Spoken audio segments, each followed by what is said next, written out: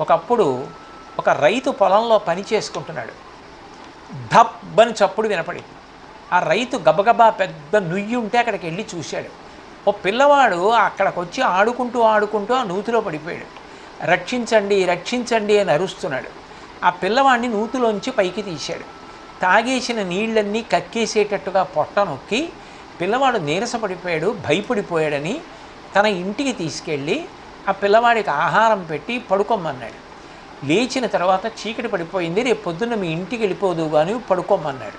మరునాడు ఇంటి ముందు ఒక పెద్ద కారు ఆగింది. అందులో నుంచి ఒక ఐశ్వర్యవంతుడు దిగాడు. దిగి, నా కొడుకు నూతిలో పడిపోయాట, మీరు రక్షించారట, ఆ కొడుకు నా కొడుకే, నేను ఎంతో సంతోషించానని ఆ పిల్లవాడిని తీసుకొని ఒక పెద్ద పెట్టెతో ధనాన్ని ఇచ్చాడు. ఆ ధనాన్ని తీసుకున్నటువంటి రైతు అన్నాడు, దయ చూపించడం మనిషిగా నా కర్తవ్యం. పిల్లవాడు నూతిలో పడిపోయాడు, రక్షించాను, దానికి నాకు డబ్బెందుకు, నాకు వద్దన్నాడు. ఆ వచ్చిన ధనవంతుడు అన్నాడు, నువ్వు నాకు ఇంత ఉపకారం చేశావు, మరి నీకు నేను ఏమి చెయ్యగలను అన్నాడు. నాకేమీ అక్కర్లేదు అన్నాడు. ఈలోగా ఓ పిల్లవాడు ఆ ఇంట్లో ఇటువైపు నుంచి అటువైపు కడుతున్నాడు. ఈ పిల్లవాడు ఎవరని అడిగాడు ధనవంతుడు. ఈ పిల్లవాడు నా కొడుకే అన్నాడు. ఏం చదువుతున్నాడు అన్నాడు. చదివించలేక చదువు ఆపేశానా పిల్లవాడికి అన్నాడు. ఒక పని చెయ్యి, నువ్వు నా కొడుకుని రక్షించావు, నీ కొడుకుని నాతో పంపించు, నేను చదివిస్తానని ఆ పిల్లవాడిని తనతో తీసుకెళ్ళాడు ధనవంతుడు. తీసుకెళ్ళిన తరువాత ఆ పిల్లవాడిని బాగా చదివించాడు. ఇద్దరూ పెద్దవాళ్ళు అయ్యారు.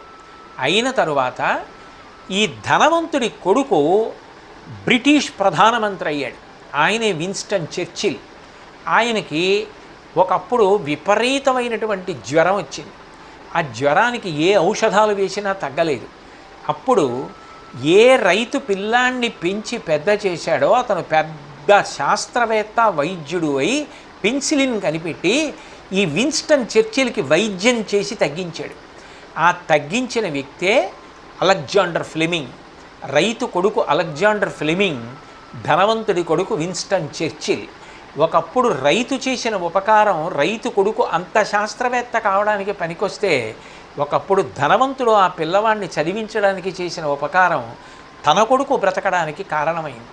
మనం అన్ని ప్రాణుల పట్ల దయతో ఉండాలి తప్ప హింసించే స్వభావం పెంచుకోకూడదు.